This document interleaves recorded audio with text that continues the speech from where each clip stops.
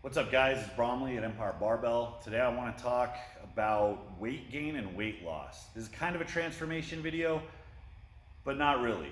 So most of you have seen, and it's a really popular topic. I mean, there's thousands of Instagram accounts dedicated to it. Some of the most popular videos on YouTube are dedicated to it. And that's transformation videos. People either having lost a bunch of weight, hundreds of pounds, or people who have dramatically changed their physique. So weight gain and weight loss is really part and parcel of what I do. I compete, but I'm a weight class competitor. So I have to keep track of my food intake. I have to make sure that my body weight is within a certain range where I need to compete. Now, the difference is I also compete as a heavyweight. So it's not just normal cycling of building muscle and dropping down and then building muscle, dropping down. I actually make very dramatic changes in short periods of time when I'm trying to get ready for a heavyweight show. But I also have to time it so that if I'm getting ready for a really big lightweight show, that I can get my body weight where it needs to be. So I have my long-term, transformation, if that's what you want to call it, and that includes the really broad changes I've made since I've been training. I've been lifting for about 20 years, along with all of the psychological changes. I mean, I'm still very much the fat kid I was in elementary school, and I still have a lot of those insecurities. I always say you don't spend as much time in the gym as I do as a grown adult unless you're still working on your insecurities, all right? We're all a mess. We're all working on ourselves.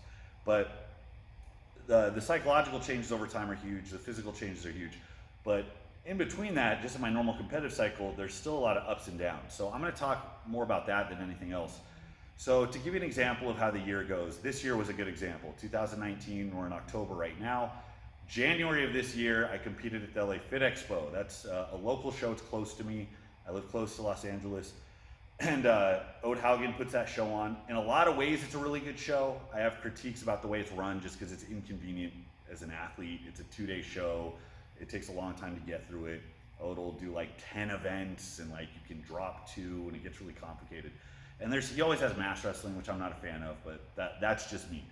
But ostensibly, it is a really good show, and that it tends to be very competitive. There's a lot of people at the LA Fit Expo. It's local. It's close to me, so it does have a lot of good things going for it. So this year, I went in knowing I was going to compete as a heavyweight. It was a Platinum Plus show, which meant the winner got an invite to the Arnold Amateur World Championships in Columbus, Ohio, which is a very highly competitive amateur show. It's very hard to get into. But also, that was Larry Wheel's first show. So I went in knowing I was going to be competing directly against who, in my opinion, is currently one of the best strength athletes around. I mean, that guy, I hope he rededicates himself to, I know he's had some injuries, I hope he rededicates himself to that, because that guy could just be a fucking legend. Not to dick ride too much, but the guy he looks capable at any given day of the week of a 2,400 pound sleeve total. And he walks around at 275. I mean, it's unheard of strength. So getting ready for that show, as someone who's 5'10" with like a medium small frame, I knew I had to go in as heavy as possible if I really wanted to stand a chance of making a dent. So knowing that show's in January, and that 6 to 8 months later I'd have nationals where they have a pro card up for grabs, and I usually go in as a lightweight to be as competitive as possible, that I had to do some dietary manipulation to get the easiest possible transition while also keeping my performance as high as possible. So my body weight swings. I mean, the heaviest I've ever been was about 280 pounds, butt naked right before I went to bed. And right now I'm about 245 fully clothed. So that's about the swing that I see. And I usually get that swing 2 to 3 months, depending on how aggressive I am. So I had to bulk up for January, and there were a couple heavyweight shows, and then I knew I needed about 3 months to kind of clean out and get my weight down so I could do a relatively easy cut. Nationals is always in another state. I have to fly. Cutting weight on a plane is horrible. I've done the 30-pound cut while flying to somewhere like Florida where it's humid and you get off the plane and you're dehydrated and it sucks. So I was trying to make that this year as just easy as possible. So filling out my weight to go into the Fit Expo to be as competitive as possible, I take the quick and dirty approach. And that is just a complete overhaul of my diet where I basically live off of burritos, sushi, Pop-Tarts, and Mountain Dew. All right, it is the diabetic diet. It's keeping your insulin levels as high as possible. It's getting as much dirty calories as you can so your body holds on to weight, and it's bloat. So in that time, I absolutely gained muscle and I gained some body fat, but most of that weight is actually bloat, and this is something not a lot of people talk about. The bloat that you get is all of the salt, carbs, and fluid your body holds onto like a sponge. So if you imagine a muscle fiber, if it's depleted, it gets very small. Any of you who have gone keto know a couple days after you abstain from carbs, you get really flat. Everything, it looks like your arms, your shoulders, everything just shrinks. Well, that's because the muscle fibers, they don't have a lot in them. When you bloat, when you take in a lot of fluid, salt, carbs, the muscle fiber bloats up, you get bigger, but it's a lot of fluid retention. Now, you can do a lot of damage with a bloat in a short period of time. In fact, if we go back like 90s powerlifting, that was just your life. I mean, you talk about guys that just wanted to be the biggest and the best, they ate like that year round. I mean, I think Dave Tate had a story about carrying Hershey bars on him, and he would have one every hour on the hour to keep his insulin levels high. Well, there's a reason that 90s powerlifters they look a lot different than they do. The prototype was just big, fat, bald white dude. Strong as balls, but they don't look like they're gonna live very long. So you kind of have to balance out. It's not just performance, but it's health. It's not a healthy way to live. I listened to a podcast recently, I think Matt Wenning was on a couple years ago with Chad Smith, and he talked about he was taking into account his health. And he would bulk up during the competitive season. He would get really, hold a big bloat. And then as soon as he was done, he would take a few months just to get it off of him, if for no other reason, just to get his health in check and get a little bit of endurance back so he could train harder. So that's very much a part of the competitive cycles that I do. So going into the Fit Expo, eating everything I could, I was doing a lot of hard, heavy compound movements, which if you're gonna do that, you're training, it has to be hard, or else you're just gonna turn into a blob. And I really made the best of it, and I went in very competitive into that show. It was one of my, I was very proud of that performance. I had the pleasure of going against Wheels heads up in a farmer's walk, and I beat him.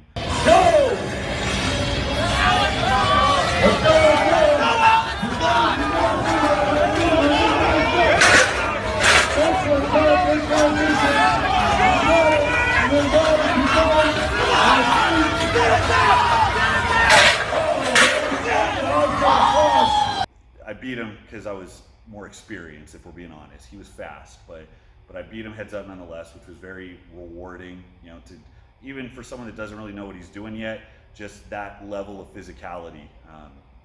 It just kind of reinforced, like, okay, I'm on the right track, I'm where I need to be, I'm headed in the right direction.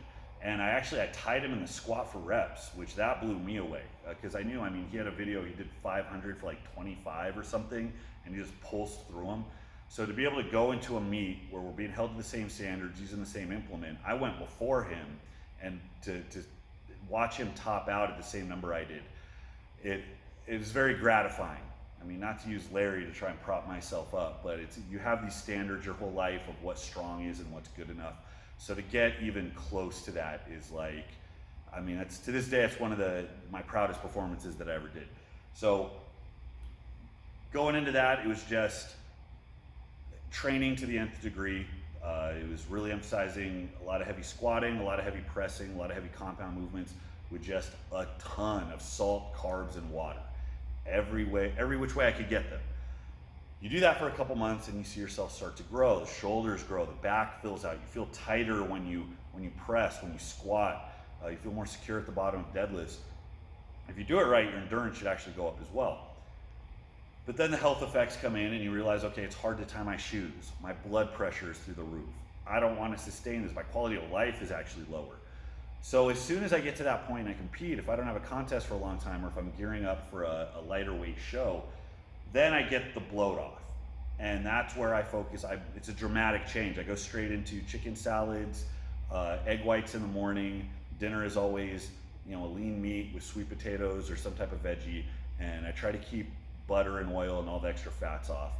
And it's much easier psychologically for me to transition because I get in gamer mode. I know what I'm getting ready for. So flipping that switch is a lot easier that way. I don't like to do one toe in the water because it's harder to walk the line. So doing that, the weight comes off very easily. I usually lose about 15 pounds in less than a month. It's usually 3 to 4 weeks. I'll get 15 pounds off and my waist comes in. So yes, I absolutely gain and lose muscle and body fat between gaining and losing, but a lot of it's just inflammation and water weight. So my waist will come down a good 4 inches in that time. It's really noticeable really fast. I feel better, my digestion's better, my sleep is better. I don't spend all night choking, you know. I need to get a CPAP. I haven't gotten one yet, but that's like the heavyweight strongman must have is something to basically breathe for you when you sleep. And then as time goes on, I find that I can actually continue getting stronger, at the very least maintain a lot of the strength I built in that time, just by keeping my protein intake high and focusing on recovery and training. And it works out very well. So a lot of these before and after pictures that you see, while it's great that you can see somebody start from, you know, so far back and make those changes, for me, a lot of that is just part and parcel of the competitive year. And I think if all of you had more of that competitively oriented mentality, it would be a lot easier. There'd be a lot less emotional hangups, a lot less dysfunction involved in your dietary habits and your training, because you get to look at it in very black and white terms. It's like, I have a lightweight show in 6 months. I would like to win that lightweight show. I have to travel. I know what cutting 30 pounds feels like. I do not want to be in a scalding hot bath for 2 hours trying to cut the last pound while I'm in the middle of Iowa or Maine or wherever the hell nationals happens to be. So I want to make everything as easy as possible. So I peaked out at about 280 earlier this year. I think I was 280 back in June. Nationals was supposed to be in September. I signed up, I was good to go. I got my weight down under 250, which I hadn't been at in forever.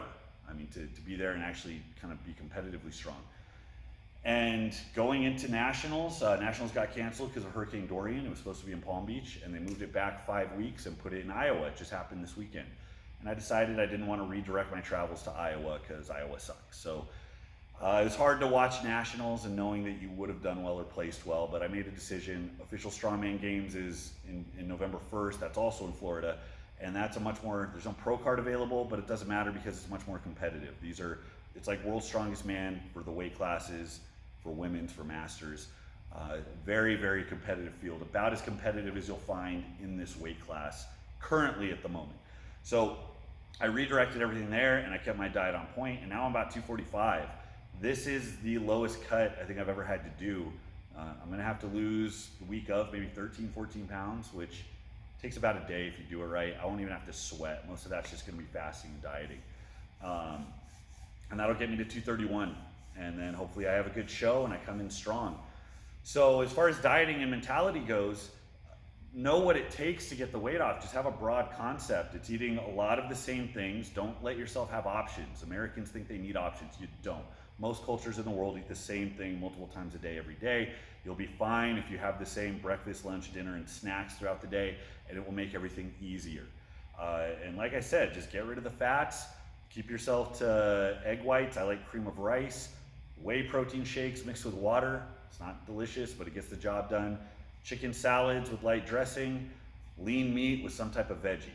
You should be able to get those no matter where you are, what state you're in, what city you're in, what fast food joint you walk into. You can get something that matches that.